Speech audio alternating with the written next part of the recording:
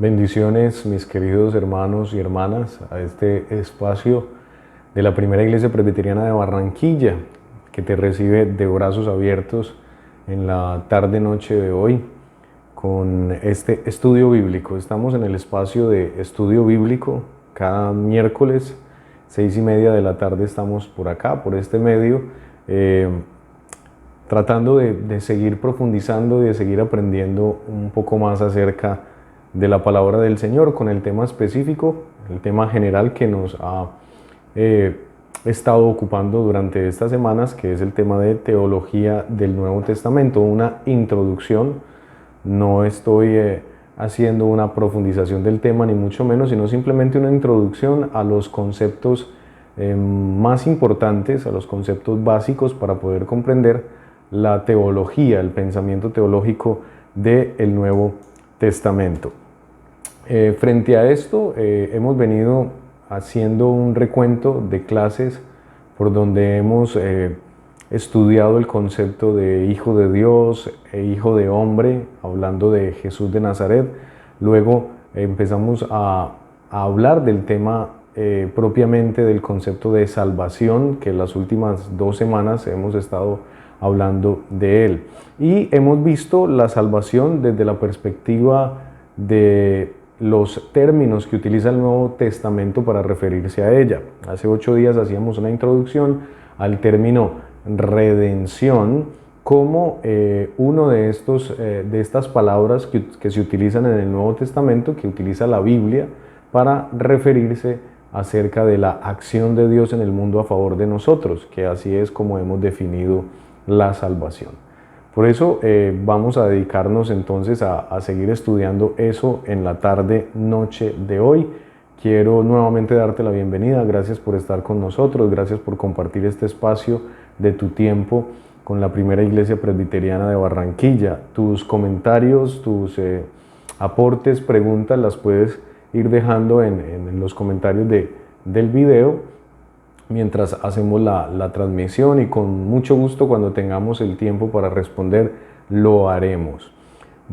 Antes de introducirme en el tema como tal, de empezar el tema, quiero apuntar algunas cosas. Vamos a empezar a partir de hoy a reducir un poco el tiempo de los estudios que hemos estado haciendo. Los hemos estado haciendo de prácticamente 1 hora, y algunos hermanos me han pedido el favor de que por cuestiones de tiempo quieren estudiar un poco más y poder estar conectados en el en vivo. Entonces hemos reducido un poquito más, vamos a hacerlo de 40 a 45 minutos este estudio, y así sucesivamente vamos a estar haciendo el resto de estudios mientras estemos en este espacio de estudio bíblico virtual.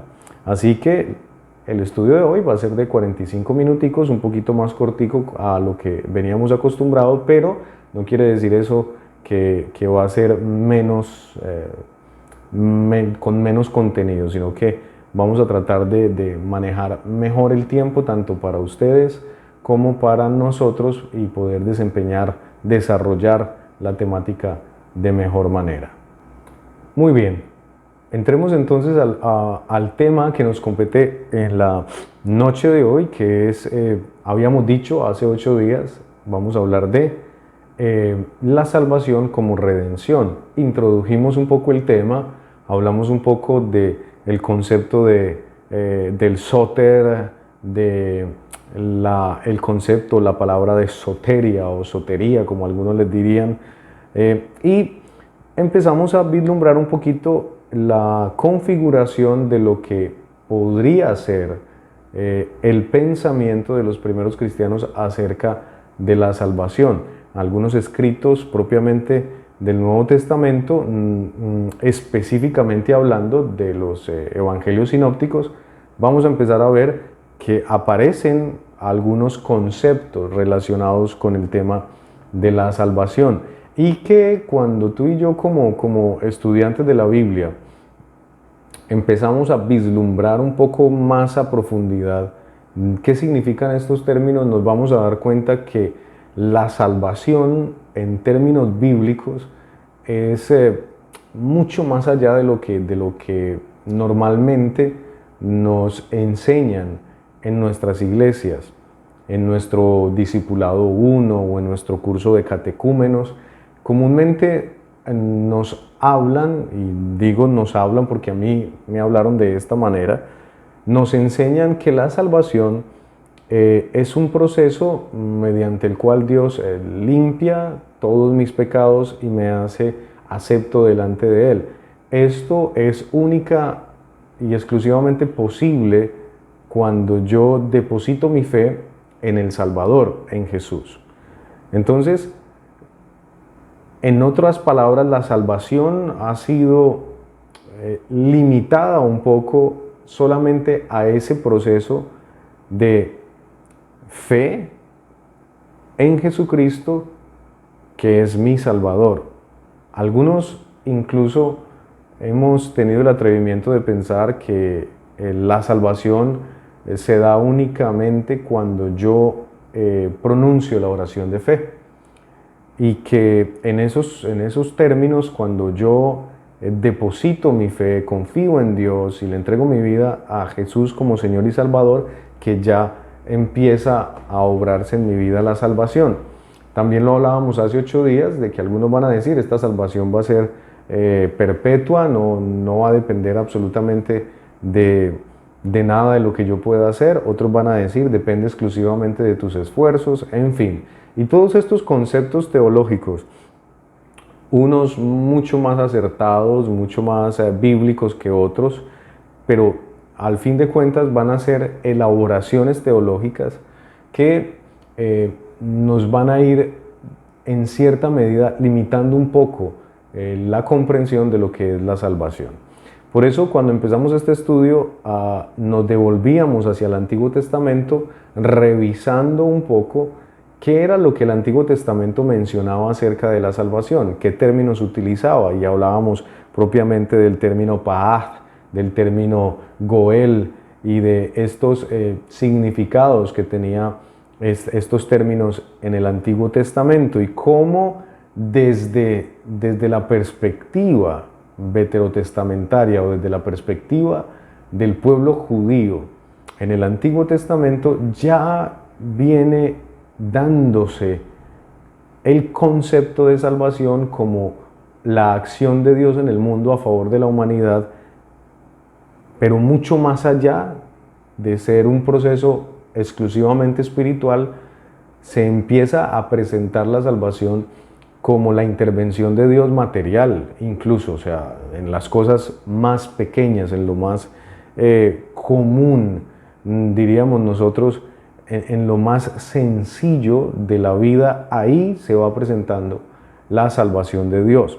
Los hebreos, los judíos, mencionaban que Dios salvaba precisamente cuando me libraba de un mal, cuando me sanaba de una enfermedad, cuando me iba bien en un negocio, cuando dejaba de hacer una cosa mala para mi vida. Todo eso que para nosotros nos parecen cuestiones muy normales, cuestiones muy mundanas, entre comillas, todo eso se va a empezar a configurar ya desde el Antiguo Testamento como un proceso salvador de Dios, como un proceso en el cual Dios empieza a salvar. Y se va presentando la figura de Dios como el Salvador. Isaías 43 e Isaías 53 nos van a hablar precisamente de esa figura en la cual solamente Dios salva, en la cual Dios es el protagonista central de todas esas acciones que se van a ir mencionando como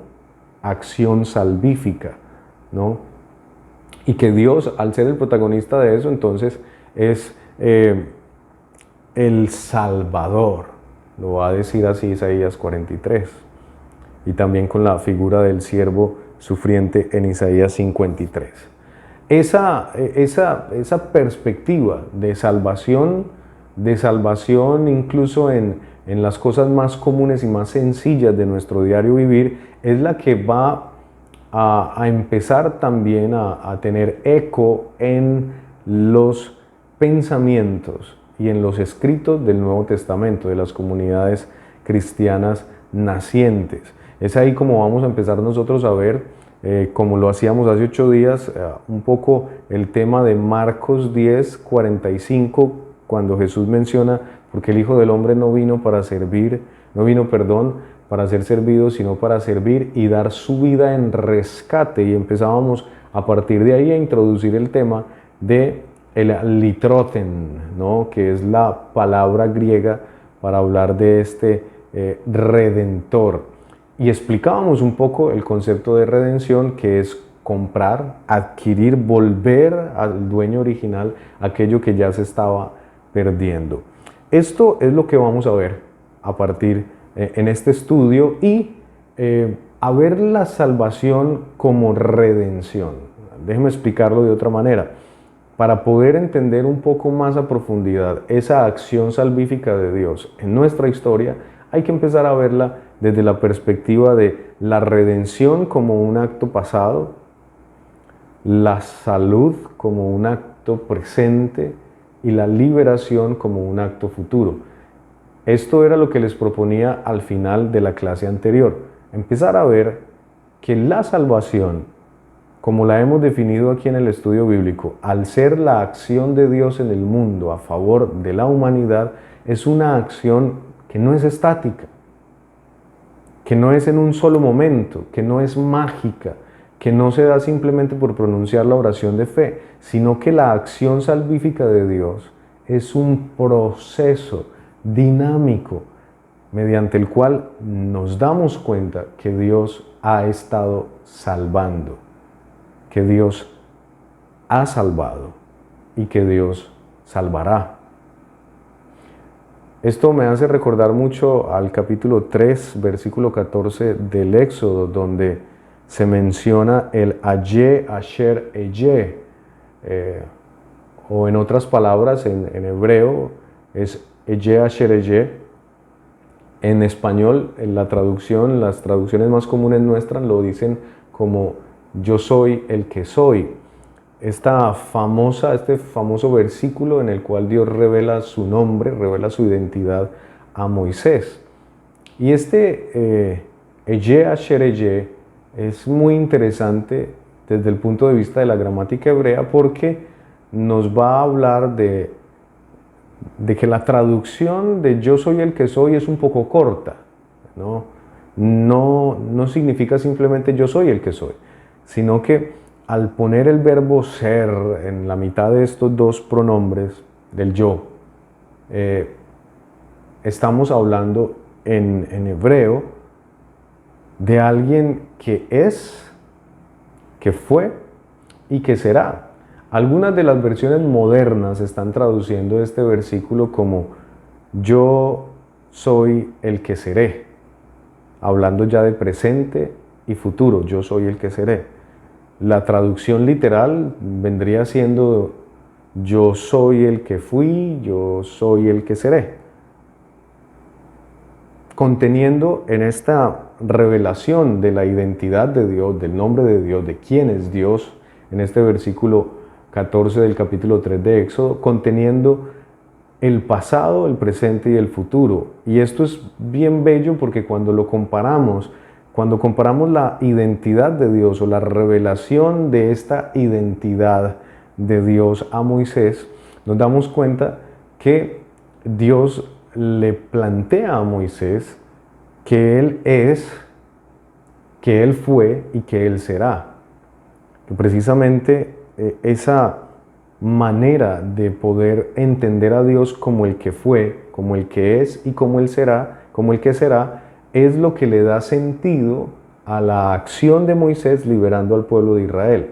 En otras palabras, comprender a Dios como el que fue, el que es y el que será es entenderlo como el liberador, entenderlo como el redentor del pueblo de Israel cautivo en Egipto.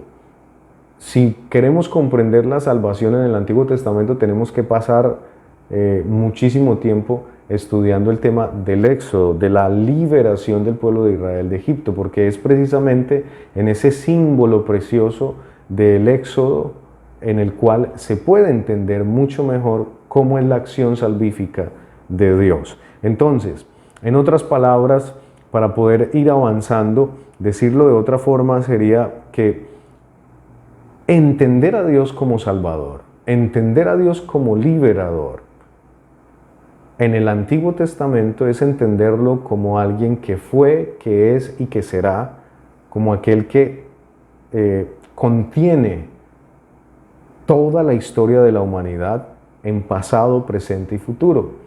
Y es lo mismo que nos va a presentar el Nuevo Testamento en los términos de redención, de salud y liberación cuando habla de salvación. Cuando el Nuevo Testamento habla de salvación y del Salvador, nos está planteando esto.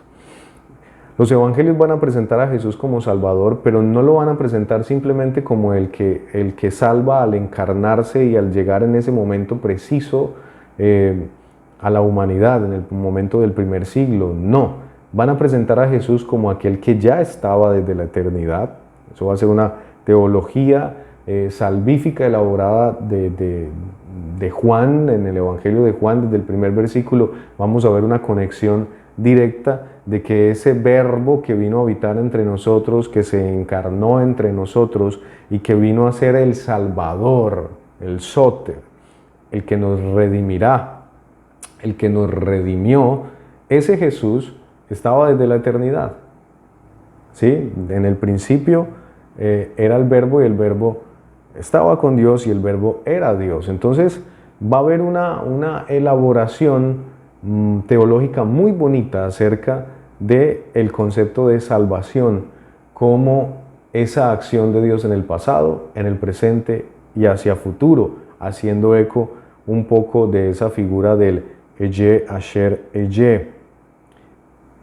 Entremos a ver propiamente cómo es ese proceso de salvación que se nos ha planteado desde la perspectiva del Nuevo Testamento en términos de redención. La redención como esa acción salvífica de Dios que nos habla de el pasado. Entonces, vamos a ver algunos versículos. También muchos de ustedes me han pedido, por favor, pastor, no solamente ponga los versículos, sino que hagamos la revisión. De pronto en sus casas no han tenido el tiempo suficiente para revisar los textos bíblicos en el momento. Así que vamos a hacer una pequeña revisión de algunos textos bíblicos. Y vamos a empezar propiamente. Aquí van a tener algunos de estos versículos importantes a la hora de hablar de la salvación como redención. Y arranquemos entonces por el evangelio más antiguo, el evangelio de Marcos, el primero de los evangelios en ser escrito, en el capítulo 10, versículo 45, esta escena bastante intrigante de la petición que hacen Santiago y Juan, hijos de Zebedeo, a Jesús de sentarse en su trono y toda la cosa, ¿no? En este versículo, cuando se habla ciertamente del servicio, cuando Jesús empieza a explicarle a ellos acerca de servir y de la importancia del servicio a la humanidad, viene el versículo 45 que les dice: porque el Hijo del Hombre no vino para ser servido, sino para servir y para dar su vida en rescate por muchos. Ciertamente este versículo tiene mucho que ver con el texto de Isaías 53, la figura, ¿no?, del siervo sufriente, de aquel que ha venido y ha dado absolutamente todo, incluso su vida, que ha cargado con nuestros pecados, que ha cargado con nuestras enfermedades, que se hizo prácticamente maldición por nosotros, para que nosotros pudiéramos ser comprados por Dios, nuevamente redimidos por Dios. Cuando Jesús menciona esto, quizás está en el pensamiento de los lectores del Evangelio de Marcos, de estos primeros lectores, esa figura del siervo que dio absolutamente todo para el rescate de la humanidad. Y es importante notarlo, que ciertamente cuando se habla del Isaías 53, del texto de Isaías 53, en esa profecía, como bien nosotros la conocemos, nosotros hemos hablado de estos textos como si fueran textos proféticos, pero en su momento, cuando Isaías escribe, o cuando el escritor, ¿no? No podríamos decir que fue directamente Isaías. Cuando se habla ciertamente de esto, de este texto del siervo de Jehová o el siervo sufriente, quien ha sido herido por nuestras rebeliones, quien llevó nuestras enfermedades, sufrió nuestros dolores, ¿no? Angustiado él y afligido, con todo eso Jehová quiso quebrantarlo, ¿sí? Para que de una u otra manera esta imagen de este Salvador, si uno la estudia, se da cuenta que Isaías no está simplemente hablando de que esto va a suceder en el futuro. Isaías está diciendo, o bueno, el escritor de esta porción de la Escritura está mencionando, venga, esto ha pasado, esto ya pasó. Hablando que aquel que entrega, aquel que da su vida en rescate por la nación de Israel, ya lo ha hecho. Y que esa acción que se nos describe aquí, para el momento en el cual esto fue redactado, todo está redactado en tiempo pasado. O sea, no se está haciendo una profecía exclusiva de un momento escatológico, de un momento en el cual esto va a suceder, sino que en este tiempo en el cual se escribe esta porción de la Escritura, ciertamente el autor tiene en mente que esto ya está sucediendo, que esto ya sucedió, que Dios ya ha hecho a través de su siervo esta liberación, este rescate por medio de este sufrimiento, por medio de este proceso que tuvo que sufrir este siervo. Nosotros como cristianos lo leemos y de una vez vemos a Jesús reflejado allí. Claro, sí. Pero ciertamente cuando se escribe este texto mucho antes de Jesús, no solamente estaba apuntando a lo que Jesús iba a sufrir, sino que en ese preciso momento esto para el escritor estaba sucediendo o ya había sucedido. Cuando yo menciono esto, muchas personas me pueden decir, pastor, no comprendo, no entiendo bien lo que quiere decir. Eso quiere decir quizás entonces que el texto de Isaías, o que en este versículo, en este capítulo 53 de Isaías, se está hablando de un siervo que no es Jesús, de este siervo de Jehová, fue alguien, otro personaje histórico del momento de Isaías, fue otra persona quien atravesó y quien vivió y sufrió todo esto que el texto menciona. Esas son preguntas que surgen en el momento. Y para los teólogos, para los estudiosos de la Biblia, no debe ser ningún problema responder sí. Pudo haber sido que este siervo de Isaías 53 fuera un personaje histórico. No me voy a detener en detalles al respecto, pero pudo haber existido en el momento en el cual se escribió el texto, o antes de que el texto se escribiera ya se conocía de pronto quién era ese siervo de Jehová que había sufrido todo eso. Y no hay ningún problema en admitirlo por el simple hecho de que en el cristianismo, para nosotros como creyentes, la acción de Dios no tiene limitantes temporales, cronológicas. Déjeme explicarlo de otra manera.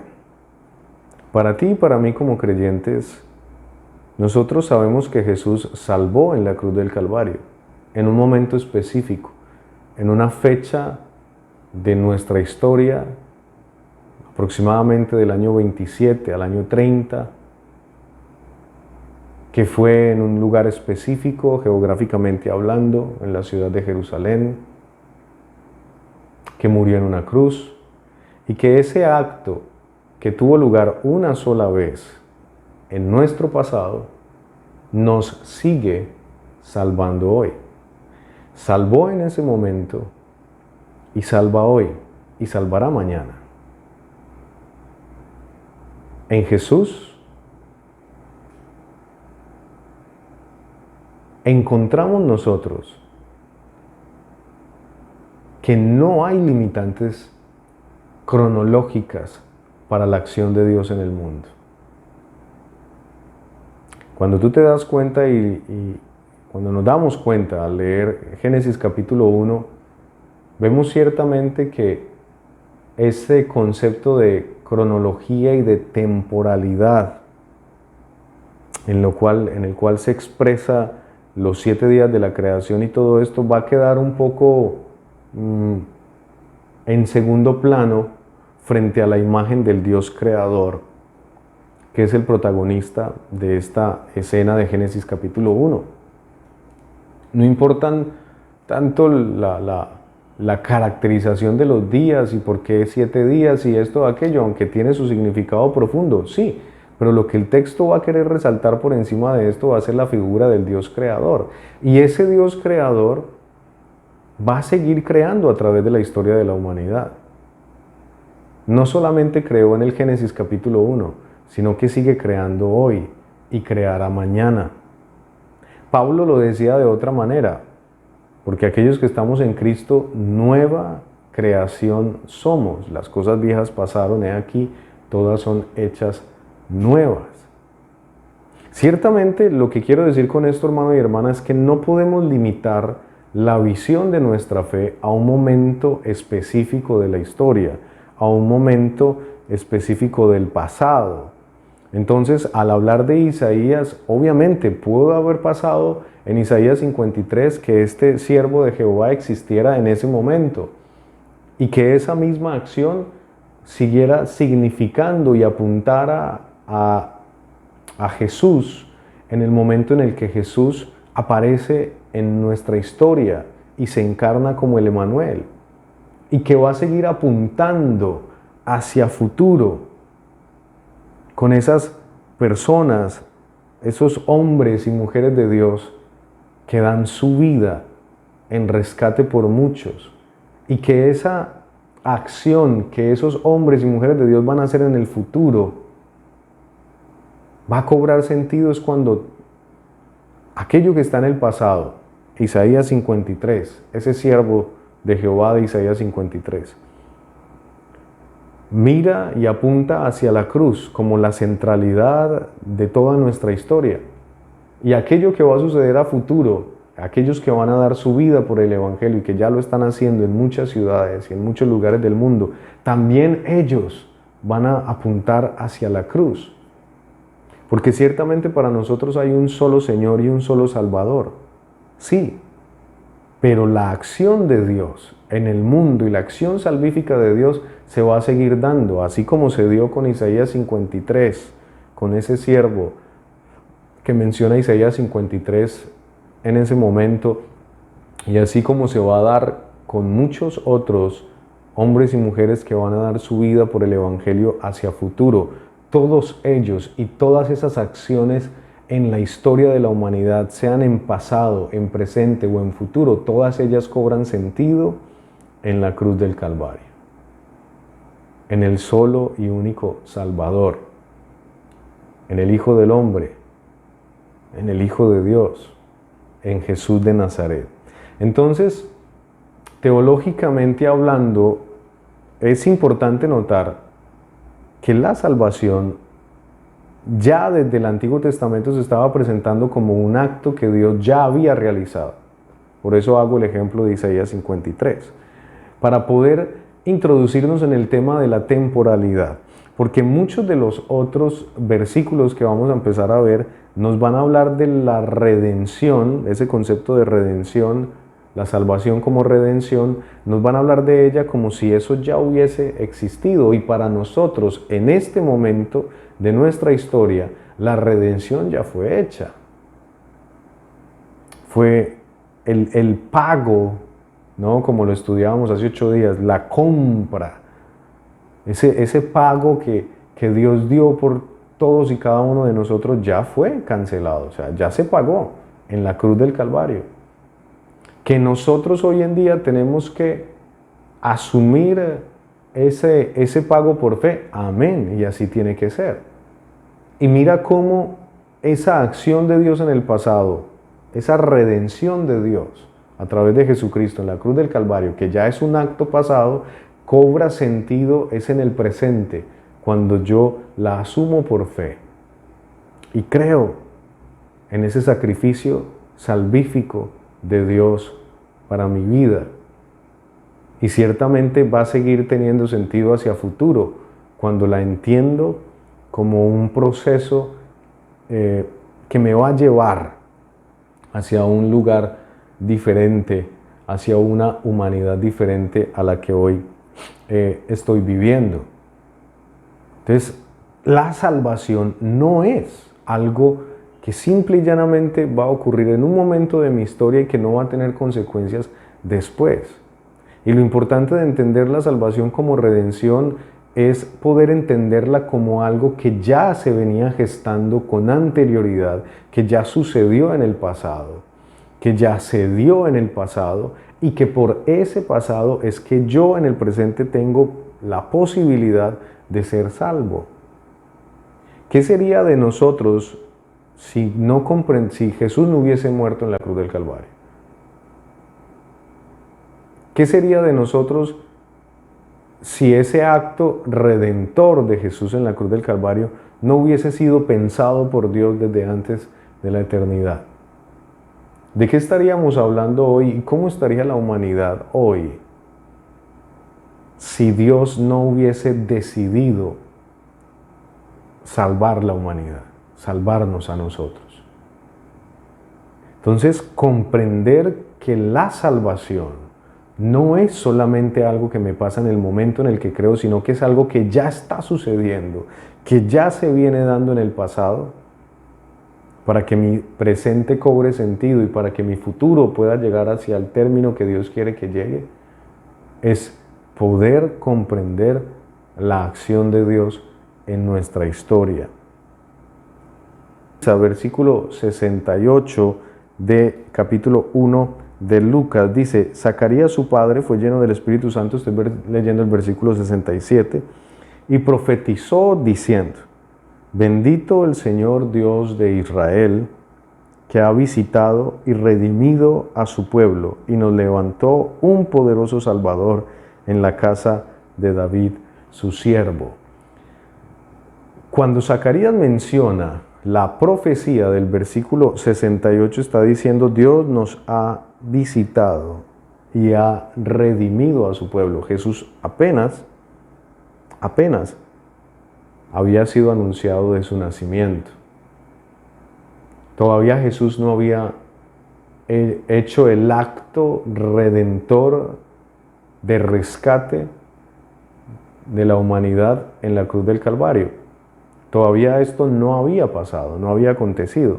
Sin embargo, ya se está diciendo que el simple hecho de que se anuncie la salvación, ya Dios ha salvado, ya Dios ha redimido, dice Zacarías. Y esto es bellísimo.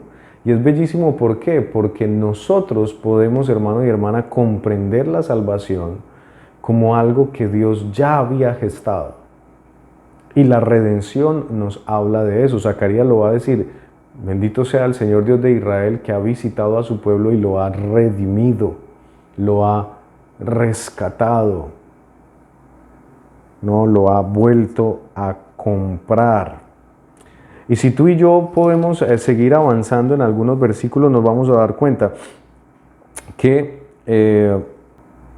ciertamente el Nuevo Testamento va a empezar a configurar la salvación como redención desde una perspectiva de un acto que Dios ya ha realizado en el pasado, que Dios ya lo había pensado, que Dios ya lo había hecho, ¿no?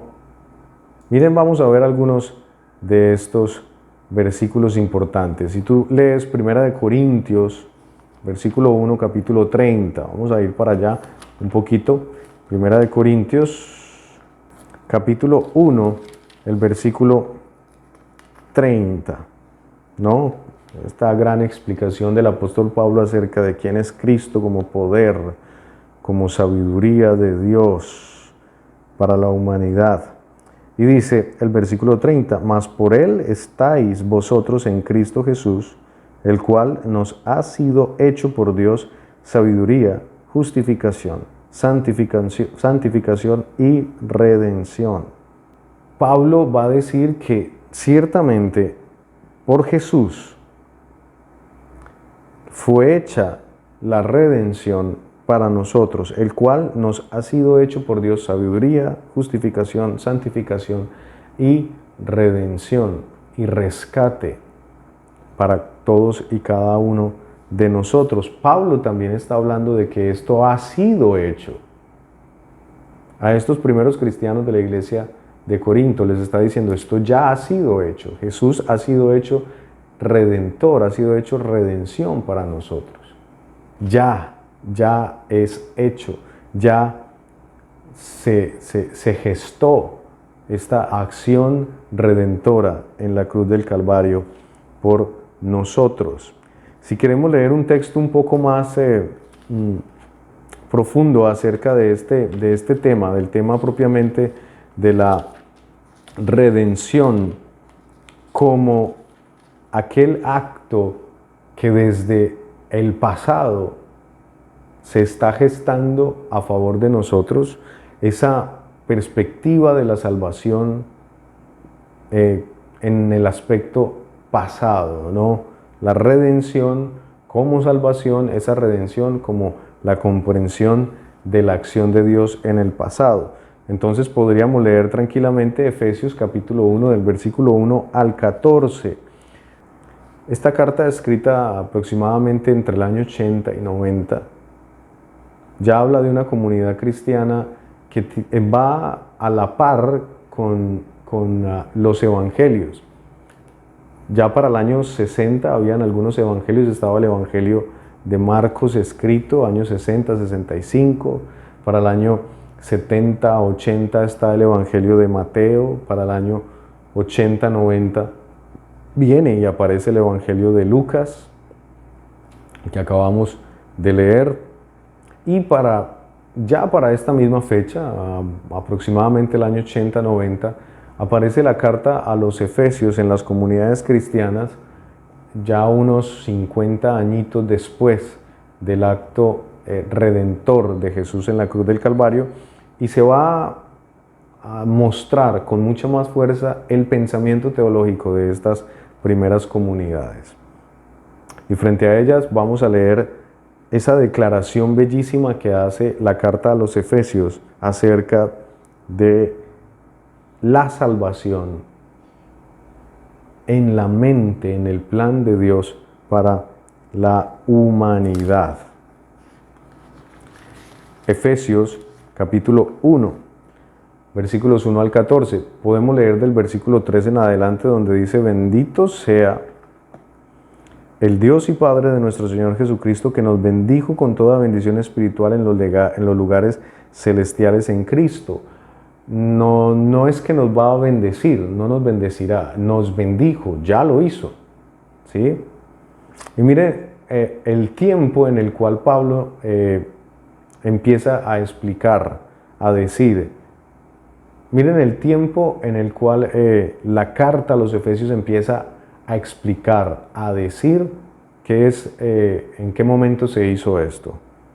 Todos los verbos parecen estar en tiempo pasado. Según nos escogió, no es que nos va a escoger, nos escogió en Él antes de la fundación del mundo para que fuésemos santos y sin manchas delante de Él, en amor, habiéndonos predestinado para ser adoptados hijos suyos por medio de Jesucristo, según el puro afecto de su voluntad, para alabanza de su gloria, por lo cual nos hizo aceptos en el amado, en quien tenemos redención, no en quien tendremos, sino en quien ya tenemos redención por su sangre, el perdón de los pecados según las riquezas de su gloria, que hizo, no es que hará, sino que hizo sobreabundar para con nosotros en toda sabiduría, dándonos a conocer el misterio de su voluntad.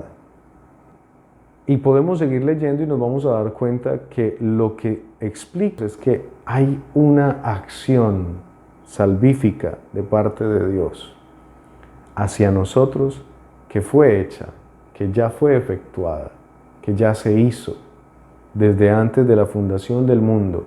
Ese proceso mediante el cual Dios pensó en nosotros y pensó en rescatarnos, en rescatar a la humanidad, fue hecho desde antes de la fundación del mundo. Se presentó para todos en el primer siglo en la figura de Jesús como Hijo de Dios, como Hijo de hombre, como nuestro Salvador, y se sigue dando a través de la historia, de toda nuestra historia, en cada uno de los actos salvíficos que Dios realiza a favor nuestro, y se seguirá haciendo hacia futuro, también con cada una de aquellas cosas en las cuales Dios intervendrá en nuestra historia para salvarnos. Ciertamente, hermano y hermana, estamos hablando de manera específica de que la redención, como ese aspecto de la salvación en el pasado, es algo de lo cual tú y yo podemos estar tranquilamente confiados en que Dios ha estado salvándonos de muchas maneras, y su accionar en el mundo no es solamente cuando le acepto como Señor y Salvador, sino que mucho antes de eso, Él ya estaba obrando salvación para nosotros. Si leemos tranquilamente el otro versículo que tenemos acá, de Efesios capítulo 2, versículos 1 al 5 también, Él nos dio vida. Arranca así el capítulo 2 de Efesios: y Él nos dio vida cuando estábamos muertos en vuestros delitos y pecados, en los cuales anduvisteis en otro tiempo, ¿no?, siguiendo la corriente de este mundo, entre los cuales también estábamos nosotros. Pero Dios, versículo 4, que es rico en misericordia, por su gran amor con que nos amó, aun estando nosotros muertos en pecados, nos dio vida juntamente con Cristo. Por gracia sois salvos, y juntamente con Él nos resucitó, y asimismo nos hizo sentar en lugares celestiales con Cristo Jesús. Y aquí uno dice, pero venga, Dios nos amó, nos dio vida, nos hizo sentar con Cristo, nos resucitó con Él, y uno está dándose cuenta de que cuando esta carta aparece y se le lee a la comunidad de Efesios, se lee en ese momento, en el presente, se lee en el momento en el cual ellos estaban viviendo.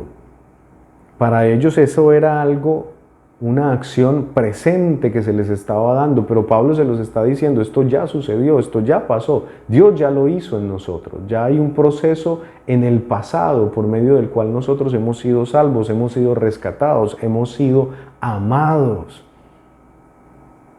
Y todo esto va a terminar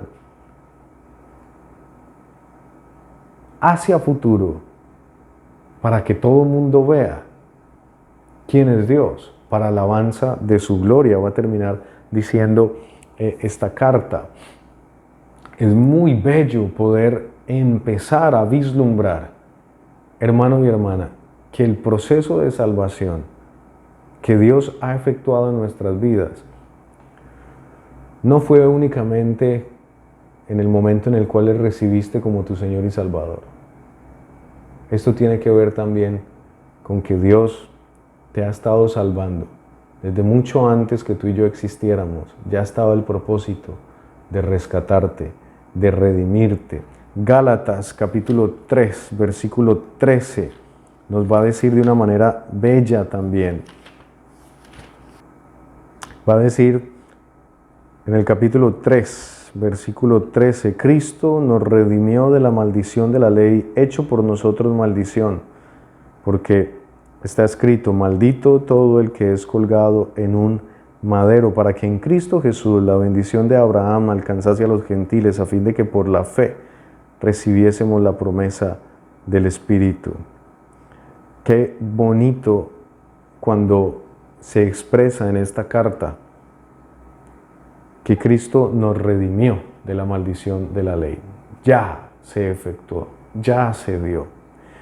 Qué bello poder también leer en Primera a Timoteo, el capítulo 2, el versículo, porque desde el versículo 5, Primera Timoteo 2, porque hay un solo Dios y un solo mediador entre Dios y los hombres, Jesucristo hombre, el cual se dio a sí mismo en rescate por todos, de lo cual se dio testimonio a su debido tiempo, el cual se dio a sí mismo en rescate por todos. Ciertamente, la salvación que tú y yo experimentamos el día de hoy ha sido un proceso que se ha venido dando desde el pasado. Y en términos de redención ha sido un proceso mediante el cual Dios nos ha venido rescatando.